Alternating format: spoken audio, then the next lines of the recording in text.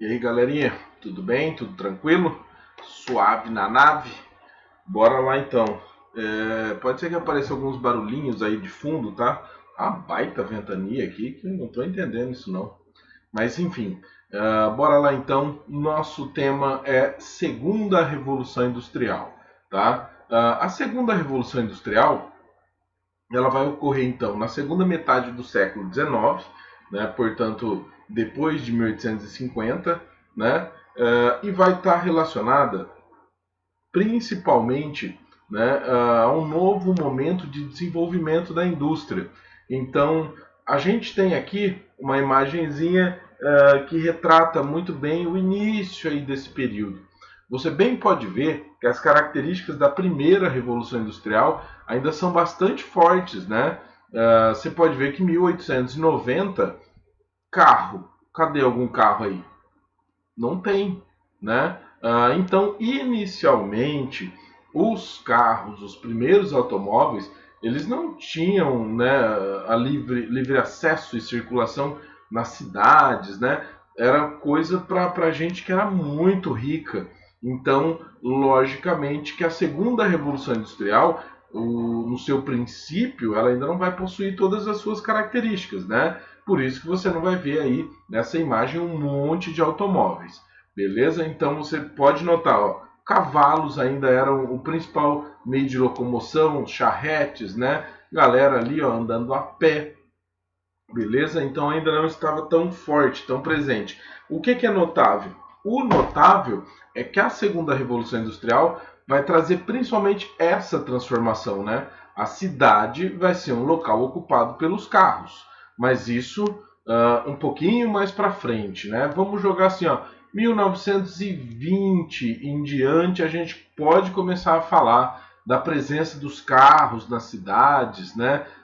De modo notável, de modo majoritário, beleza? Então, no princípio, você tem aí muitas das características da primeira Revolução Industrial ainda, né? E o que nós teremos durante esse período?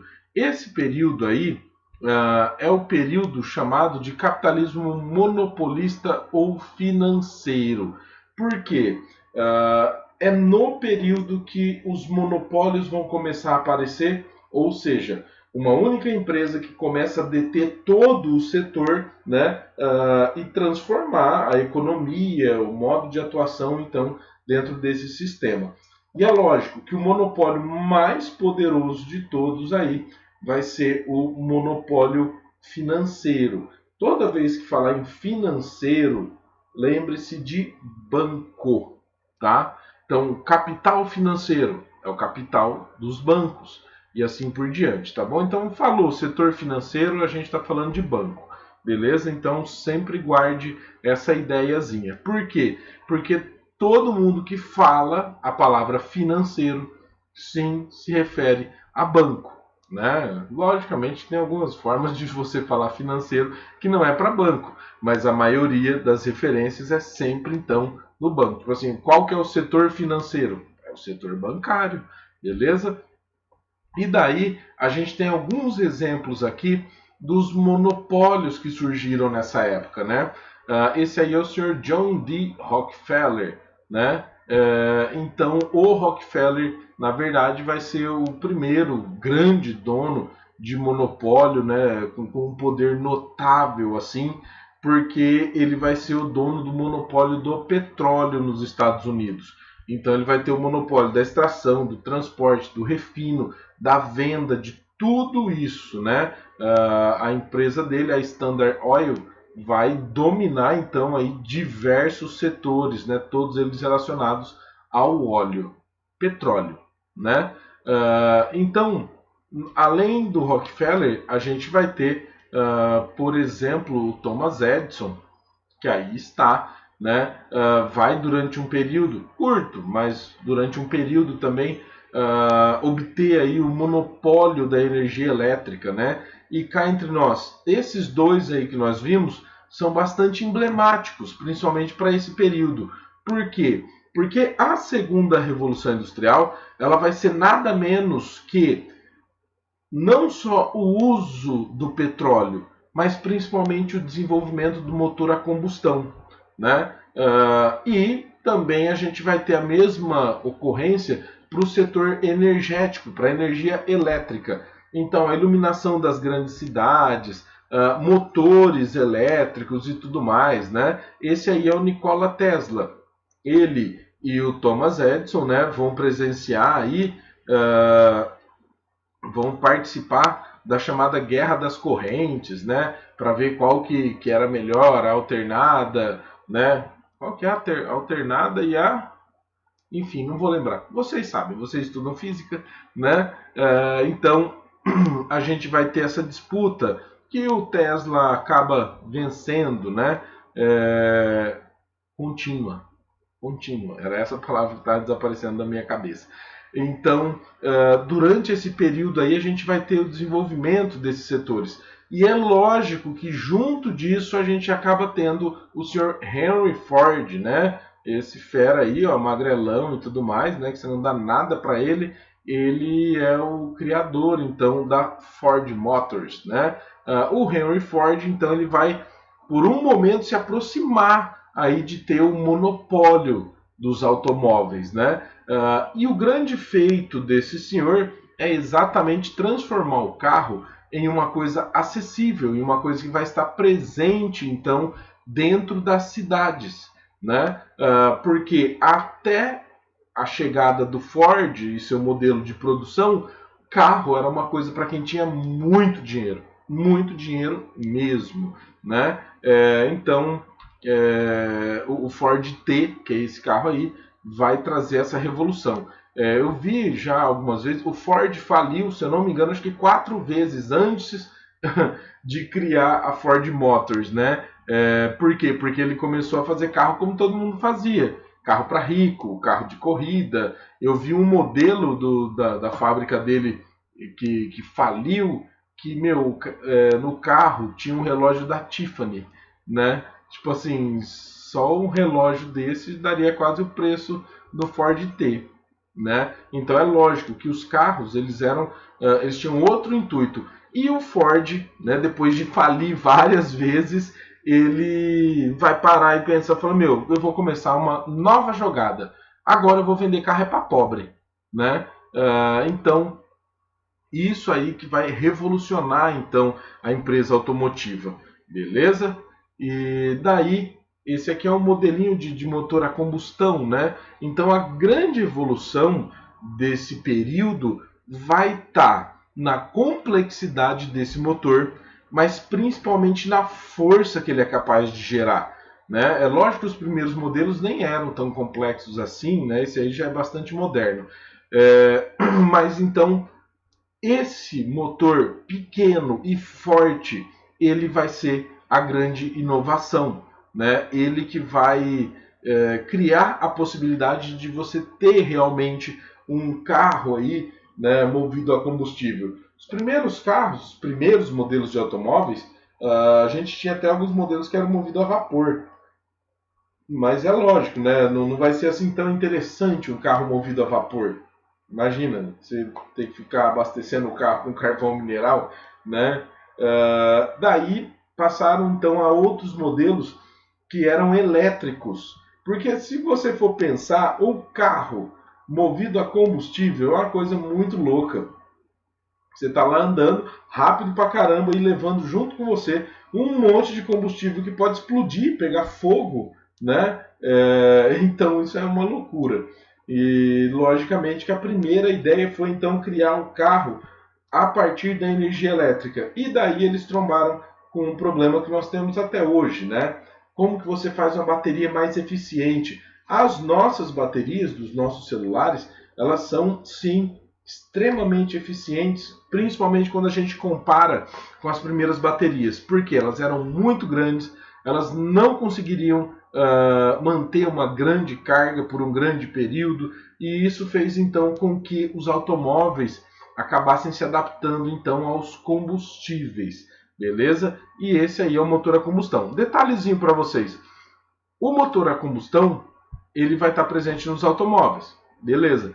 Mas ele também vai estar presente em grande quantidade nas fábricas nesse período, né? Então agora você não precisa mais de um motor imenso lá, movido a vapor. Você tem uma coisa muito mais eficiente. E esse aqui também, que é um motor elétrico, né, que é bastante simples, tem logicamente uma tecnologia, um grande conhecimento aí relacionado, mas o seu funcionamento também é bastante simples, né? E isso vai acabar então sendo implementado nas indústrias, em diversos setores, né? E nós teremos também a aparição de diversas outras tecnologias, né? Isso é um telefone, né? É uma telefonista, basicamente, só que ela está também transferindo com sinais de código Morse. Então, essa tecnologia vai surgir dentro desse período, ela vai ser ampliada, amplificada, né? Ela está aí só ouvindo, só passando aí os sinais de código Morse, só que aí do lado dela ó, já tem, né? Me parece tipo um microfonezinho e tal. Então, para dar o próximo passo, para chegar na ideia do Graham Bell, ou seja, do telefone, está bem próximo, né? Então, ó, dentro desse período, a gente vai ter diversos setores sendo desenvolvidos. Esse período da segunda revolução industrial traz uma quantidade de descobertas, de criações assim que são assombrosas, né? O rádio surgiu nesse período, televisão surgiu nesse período, né? Nesse período surge até o cinema. Então a gente tem o desenvolvimento dos automóveis, a gente tem o desenvolvimento dos aviões. Então, lógico que é um período extremamente rico de invenções, né? E uma das invenções aí que já é um pouco mais antiga vai passar por algumas transformações que serão as condições aí, as leis de trabalho, né? E isso aí, na verdade, você bem pode ver, ó, é uma greve, né? Olha que greve organizadinha, todo mundo de terno e tudo mais, né? Você bem pode ver que tem um policial aqui já meio que acompanhando, né? Porque enquanto eles estivessem assim de boa, beleza. Se eles, qualquer coisinha que eles causassem, o pau quebrava, né? Gostaria de fazer uma ressalva também para vocês que tem uma coisa que aparece em diversos materiais que são bem enxutos, digamos assim, que é a seguinte ideia de que o Ford, o Henry Ford, ele era um ótimo patrão e todo mundo queria trabalhar na Ford. Então, acontece que isso não é de todo verdade. Se a gente pegar só o final da história, é verdade, né? Mas no começo da história, o Ford ele não era tão bonzinho assim, não.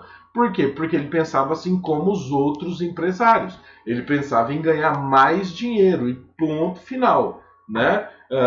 Então, inclusive a Ford passou por diversas manifestações, né? Algumas inclusive com mortes de trabalhadores que estavam fazendo protesto, né? Então isso aí vai se desenrolar, mas vamos com calma que a gente chega lá, tá? Então o trabalho ele vai começar a ficar muito mais complexo, né? Então olha só uma imagem de uma região central, você ainda consegue notar uma grande presença de cavalos, né?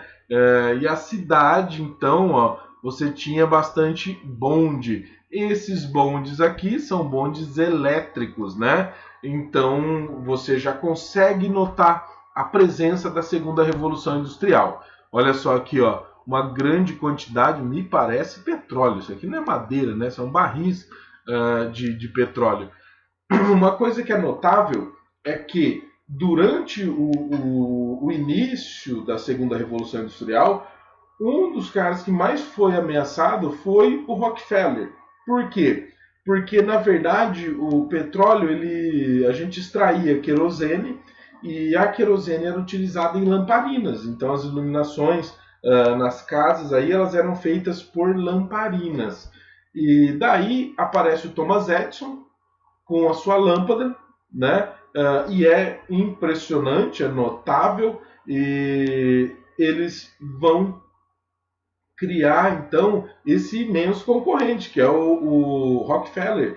E o Rockefeller, logicamente, fazia uma campanha pesada para que as pessoas tivessem medo da energia elétrica, né? Então, logicamente que esse vai gerar um embate muito grande. Mas, como nós já comentamos, a criação do motor a combustão é extremamente importante para esse período, né? Porque daí você tira o Rockefeller exatamente da concorrência do ramo elétrico, né? Então aqui você já pode ver, ó, não sei exatamente se vocês vão conseguir ver, que aqui tem fios e tudo mais, já é um momento, digamos assim, melhor assentado, né, do nosso desenvolvimento. Você tem então postes aqui com energia elétrica por toda a cidade, né? E é um período então que o Ford já, digamos assim, deu aquela mão imensa para o Rockefeller e os caras estão vendendo bastante carros. O Rockefeller não está mais concorrendo, né, com a produção de iluminação caseira, digamos assim, né? Então já é um outro período, um outro setor, né? Aqui, então, a gente começa, deixa eu só voltar, a gente começa a ter os modelos de produção industrial sendo desenvolvidos. Pela primeira vez, uma pessoa vai entrar em uma fábrica e vai pensar, daria para fazer isso aqui bem melhor, né? Bem mais rápido. Então, esse primeiro passo aí vai ser dado pelo senhor Frederick Taylor, né? Que vai criar o chamado Taylorismo. O que é notável aqui para você entender? O Taylorismo vai ser o primeiro passo, né? Mas o Taylor ele vai ser principalmente, né, relacionado com o setor acadêmico. Então, um dos principais intuitos dele era desenvolver um estudo sobre o trabalho e aí realizar experiências, né, para ver os resultados. Mas então, vamos às suas técnicas. Então, divisão das tarefas de trabalho dentro de uma empresa, né? Então, ele achava que seria bem melhor você dividir as funções dentro da empresa, porque não tinha nada dividido, né? E o RH? Que RH? RH era alguém que chegava e assinava os papéis ou fazia qualquer coisa do tipo, né? Então não existia uma divisão clara aí entre trabalhadores intelectuais e braçais, né? Especialização do trabalhador, né? Então ele já começa a tentar colocar a ideia de você manter um trabalhador dentro de um mesmo setor. Treinamento e preparação dos trabalhadores de acordo com as aptidões apresentadas. Aí já é o primeiro momento, então, de você dividir o trabalhador braçal do trabalhador intelectual, né? Por quê? Porque boa parte dos trabalhadores intelectuais eles não levam jeito para trabalhos braçais, né? Análise dos processos produtivos dentro de uma empresa com o objetivo de otimização do trabalho. Eu nem sei se eu vou me repetir aqui para baixo, mas o Taylor faz uma coisa que é muito interessante. Ele começa a fazer desenhos, né, esboços dos movimentos que o trabalhador faz, porque ele quer criar uma sequência de movimentos que seja perfeita para cada parte então da produção. Então ele começa a analisar de modo muito bem feito, digamos assim, né, os movimentos do trabalhador. Adoção de métodos para diminuir a fadiga e os problemas de saúde dos trabalhadores. Como? Principalmente, ele vai fazer esse estudo então dos movimentos, né? Vai ver quem tem postura melhor, quem sofre de dores, o que o cara faz de errado, e assim ele vai deixar então mais, digamos assim, mais rápida, mais eficiente a produção. Depois, implantação de melhorias nas condições e ambientes de trabalho. Ninguém nunca tinha feito isso, ninguém nunca tinha pensado. Porque era aquela coisa, você vai lá e trabalha, pronto, ponto final. Não tem dessa, né? O uso de métodos padronizados para reduzir custos e aumentar a produtividade, logicamente através das suas análises, né? Das suas observações, então, dentro da fábrica. Criação de sistema de incentivos e recompensas salariais para motivar os trabalhadores e aumentar a produtividade, né? Então ele propunha isso. Foi implantado? Em alguns casos até que foi, né? Mas isso aí já é uma característica mais forte dentro do Fordismo. Mas bora lá. Uso de supervisão humana especializada para controlar o processo produtivo. Então ele propôs que um trabalhador ficasse cuidando o tempo todo da produção, né? Por quê? Porque ele gostaria então de manter aquele ritmo, aquelas características na produção. Disciplina na distribuição de atribuições e responsabilidades. Isso aí era um grave problema, né? Por quê? Porque se tivesse algum serviço que a pessoa gostava mais de fazer, ela ficava fazendo ele. Não existia uma ordem, tá? Não existia. É o princípio da indústria. Então pense assim, ó, vamos montar um carro, beleza? Como é que eu faço? Eu tenho todas as peças lá e aí eu monto o carro tipo no meio da fábrica, sabe? Então cada pessoa vai escolhendo uma parte que ela vai fazer, faz 2, 3 partes, né? É lógico que isso vai ser extremamente mal organizado. Uso apenas de métodos de trabalho que já foram testados e planejados para eliminar o improviso. Então, o Taylor pensava assim, né? O Taylor, então, como eu disse para vocês, ele vivia, então, criando ideias para melhorar a fábrica. Então, o que o Taylorismo vai fazer? De primeiro momento, assim, de cara, ele vai tentar organizar a fábrica.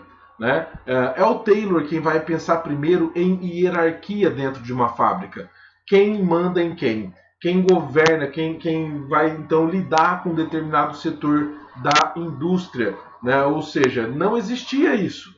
Não existia. Não se sabia exatamente quem mandava em quem. Né? Então os trabalhadores direto se viam perdidos aí em embates, né, completamente desnecessários, beleza? E daí a gente tem o Fordismo. Se você for pesquisar qual surgiu primeiro, né, o Taylorismo ou o Fordismo, você vai ficar com uma grande dúvida, porque poucas são as pessoas que afirmam quem começou primeiro. Mas eu digo para vocês quem começou primeiro. Foi o Taylorismo, né? Mas o Taylorismo, como eu disse para vocês também, é uma coisa muito mais relacionada ao estudo universitário, por exemplo, né? A criação de uma teoria. Mas o Fordismo não. O Fordismo nasce com a mão suja de graxa, né? O Fordismo é na fábrica. E o Ford, ele tem uma característica muito interessante que é, beleza, tem esse Taylor aí criando umas ideias? Quero também, pego todas as ideias dele. Né? Ele não vai ter esse preconceito, não, a minha ideologia é tal. Não, a ideologia dele é ganhar mais dinheiro. Né? Tanto é que dizem que boa parte das ideias revolucionárias do Ford surgiram quando ele foi fazer uma visita a um abatedouro, né? Se eu não me engano, acho que é em Chicago. E, ficou muito famoso esse frigorífico porque era muito rápido, muito dinâmico e todo mundo ficava impressionadíssimo com a velocidade dele. E o Ford foi visitá-lo. E aí ele viu uma coisa que até então ele não tinha visto. Como no frigorífico as peças são muito grandes para você carregar, imagina, quando o boi chega, ele chega inteiro, né? Então você vai diminuindo ele, você vai desmontando ele. Mas eles colocaram no chão, no teto, né? Uma espécie de trilho, né? E daí você puxava a carcaça do boi e ela andava lá. Então o trabalhador não precisava de fazer muita força. Mas devido a isso, também não dava para todos os trabalhadores irem até a peça. E daí qual foi a solução? A peça então passa e o trabalhador que está ali na sua bancada tira a parte que ele vai trabalhar e deixa a carcaça seguir, né? O Ford viu isso e ficou impressionadíssimo. Ele falou, gente, eu consigo fazer isso na minha fábrica. Vai me salvar a vida, né? Então, o que ele faz? Deixa eu só ver se vai sair. Mas depois tem imagem, né? Então, o Ford, a primeira grande criação do sistema Fordista de produção é a introdução de uma linha na fábrica. E é uma linha mesmo, né? Deixa eu só ver se tem imagem aqui, ó. Tá vendo? Ó? Aqui, ó, você bem pode ver que tem como se fossem os trilhos de ferro, né? E daí o carro ele vai percorrer essa linha. Ele percorre essa linha e no decorrer dessa linha, ele vai sendo montado. Beleza, isso cria para a fábrica características assim geniais. Por exemplo, você vai ter uma maior especialização do trabalhador. Note aqui, ó, que no terceiro pontinho aqui, ó, pouca qualificação dos operários. Falou, putz, mas você falou que tem uma alta especialização dos trabalhadores. Qualificação e especialização são palavras diferentes, querem dizer coisas diferentes. Qualificação seria tipo assim, a pessoa ir lá fazer faculdade, mestrado, doutorado, blá, blá, blá, né? Especialização, eu sou especialista em um tema, em uma coisa. Então, o trabalhador que ficava, por exemplo, colocando pneu no carro, ele ia virar um especialista em colocar pneu. Então, ele ficaria muito rápido, né? Vocês já pararam para pensar que teve gente que passou a vida inteira colocando pneu em carro? Meu, o cara fica igual aqueles caras da Fórmula 1, né? Meu, aquilo lá é muito impressionante. É muito impressionante. Mas, enfim, o cara, então, ele vai começar a repetir tanto uma tarefa que ele não precisa mais olhar para o que ele está fazendo. Imagina uma pessoa que vai lá trabalhar na Ford. O primeiro mês que ela trabalha, ele tem que olhar, prestar atenção em tudo, vai ficar fazendo coisa errada. Beleza, mas já pararam para pensar, depois de um ano, o cara fazendo a mesma coisa? E é tipo assim, colocar, sei lá, uns 300 pneus por dia, né? Então o cara vai ficar assim muito, muito bom naquele ponto, né?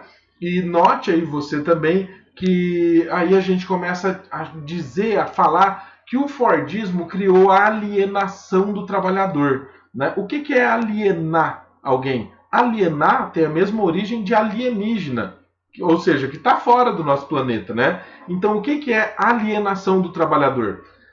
É a alienação do conhecimento do trabalhador, porque antes do Fordismo, os caras que trabalhavam montando carro, eles conseguiam, qualquer um deles conseguiria montar um carro inteiro sozinho. Ele conhecia todas as partes do processo de produção. Já dentro do Fordismo, não. Não. Né? Então ele vai ter uma especialização do seu trabalho só naquele setor, só naquele ponto. Né? Imagine assim, a pessoa trabalha na Nestlé, você chega para ela e fala assim, mano, faz um passatempo aí para nós. Né? O cara fala, você é bobo? Como assim? Né? Então chegamos a esse ponto. O trabalhador passa a vida inteira fazendo uma coisa que ele não consegue replicar em outras funções. Né? Nossa, então é uma coisa inútil que o cara faz. Não, inútil não. Dentro do setor automotivo é bom. Mas é só aquela primeira parte. Né? Então isso é alienação do trabalhador. Você tira a capacidade dele de produzir realmente uma coisa do começo até o fim. Beleza? Por quê? Porque se o trabalhador domina todos os setores da produção, ele vai ser muito importante. Né? Então, dentro do Fordismo, é como se você tivesse a redução da importância do trabalhador. Beleza? Bora lá. Aperfeiçoamento da linha de montagem do produto. Então, o Fordismo ele vai ficar constantemente tentando melhorar essa linha de produção. Na verdade, o Ford ele queria ver até onde ele conseguiria fracionar, dividir as funções. Né? Então, não, esse cara aqui vai ficar responsável por colocar os pneus do lado direito do carro e o outro do lado esquerdo. Nossa, mas como assim? Mais rápido. Mais rápido. Mais rápido, mas é mais caro. Não se esqueça, o trabalhador não recebia tanto. Nesse período aí, ainda não. Vale a pena também já fazer uma outra ressalva. Qual que é o sistema econômico aí, até esse período que nós estamos falando? Eu tinha falado para vocês que até 1920, né, eu posso falar que os carros não estavam assim tão presentes, né? Então, em 1920, o sistema econômico mundial era o sistema liberal, o liberalismo econômico. Né? Então, o liberalismo econômico começa na primeira Revolução Industrial, entra na segunda Revolução Industrial e fica, digamos assim, vai até metade dela. Até metade. O jeito que o liberalismo econômico sai da segunda Revolução Industrial é marcante, é notável. Mas vamos com calma. Então, nós teremos aqui a ideia da repetição contínua do trabalho, né? Esses trabalhadores, então, eles vão ficar repetindo o mesmo movimento o tempo todo, o tempo todo, o tempo todo, o tempo todo, né? Para a gente fechar isso aqui também, nós teremos uma outra ideia que é muito forte dentro do Fordismo, que é a produção em massa, em larga escala, em grande quantidade. Produção em massa ou em série, querem dizer a mesma coisa, né? E para o Fordismo, então, a produção deveria ser em massa e o consumo também. Então, a quantidade sempre deveria ser grande. Então, essa imagem a gente já viu, né, que é da linha de produção aí dos automóveis. E acontece que o Ford ele instituiu uma outra coisa também. Ele tinha subsetores na sua fábrica. Claramente, essas pessoas estão montando rodas de automóveis, né? Então, você bem pode ver, ó, embaixo ali da bancada tem todas as peças que essas pessoas precisam e elas vão ficar, então, passar a vida inteira aí apertando os parafusos, né? Lembrar do Charles Chaplin? Exatamente, aquele filminho Tempos Modernos é exatamente o que o Chaplin tenta criticar. Nossa, agora o homem virou tipo um robô. Ele fica o dia inteiro apertando parafuso. Se apertar parafuso é a função dele, ele pode passar a vida apertando parafuso, né? Outro detalhezinho também notável do Fordismo, ó. Como eu dividi as funções e tudo mais, eu sei quanto eu gasto agora para construir um carro de modo muito perfeito. Porque, ó, imagine que eu coloco 1000 parafusos aí nessas bancadas, né? Quantas rodas esses caras construíram, montaram, até que os parafusos acabassem? Pronto, eu tenho um controle bem mais fácil, bem melhor, do que uma coisa muito mal organizada, né? Como é o Taylorismo. O Taylor, ele até consegue melhorar ali um pouquinho essa questão, mas ele não consegue melhorar de modo tão eficiente, né? O Fordismo também vai ter essa característica, ó, que ele vai ter grandes estoques. Então o cara vai lá e produz uma porrada, um monte, né? Tem um outro detalhezinho, você bem pode ver nessa imagem. Não pode ver tão bem, né? Porque a imagem não é colorida. Mas eu asseguro para vocês, todos esses carros aí são pretos. O Ford ele levou esse negócio de aumentar a produção tão a sério, que ele fez um teste para ver qual tinta secava antes. E foi o preto, né? Então ele pintava todos os carros de preto. Por quê? Para ficar mais rápido. Essa imagem aí é um quadro do Andy Warhol, né? O Andy Warhol, ele critica exatamente essa ideia da produção em série, né? Então, nossa, gente, para que produzir tanto? Que loucura que é essa, né? Isso aí são latinhas de feijão, né? Um quadro extremamente famoso que o Warhol vai fazer, criticando então essa produção. Beleza? Opa, calma aí. E daí, gente, nós teremos o Fordismo criando essas características. E o consumo, então, vai ser desenfreado a partir do Fordismo. O Fordismo não vai ocorrer só na Ford, tá? Ele é o nome, então, da transformação da produção industrial. O símbolo, o grande ícone, é a fábrica da Ford.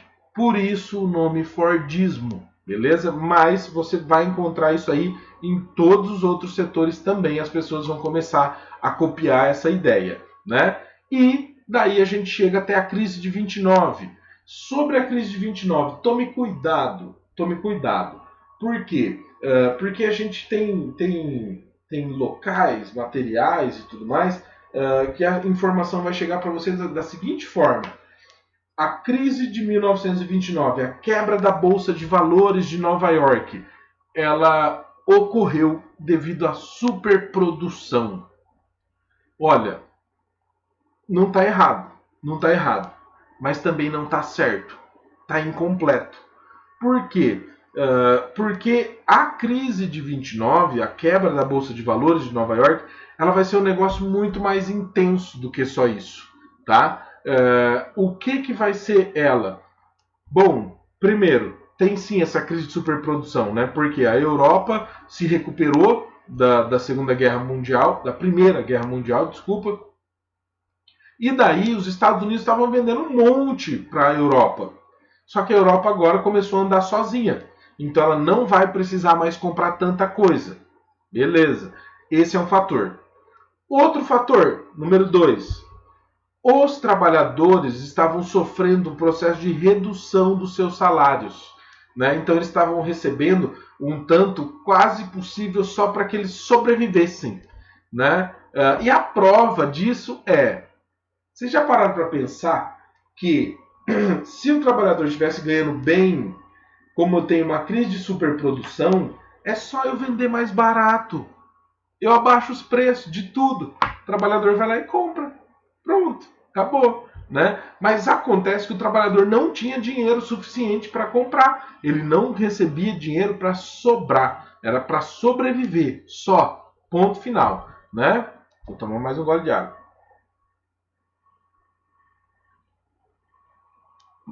E um outro fato que também está relacionado a isso é o seguinte: a gente teve uma bolha econômica aí na crise de 29. A bolha econômica é o seguinte, ó, eu crio uma ilusão tão grande sobre um determinado setor, que ela vai crescendo, ou seja, esse setor vai ficando muito, muito caro. O que aconteceu nesse período? Ter uma indústria dava muito dinheiro, então eles começaram a aumentar o preço das indústrias num valor que elas não valiam. E daí, chega um momento que as pessoas percebem, falam, essa empresa não vale tudo isso, né? E daí, quando as pessoas vão tentar vender suas ações, e tinham comprado diversas indústrias, o que acontece? Explode a bolha, né? E o que tem dentro da bolha? Da bolha? Imagine a bolha de sabão. Nada, né? E foi exatamente isso que deu início, então, a uma corrida muito violenta, né? Lá em outubro de 29, de todo mundo tentar vender suas ações e tudo mais.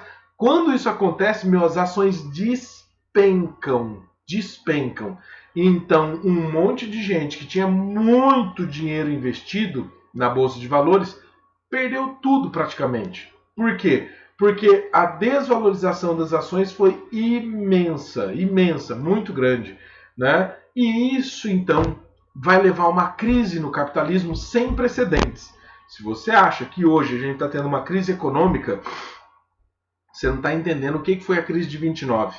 A crise de 29 foi muito, muito pior. Foi o maior teste ao capitalismo dentro da nossa história, né?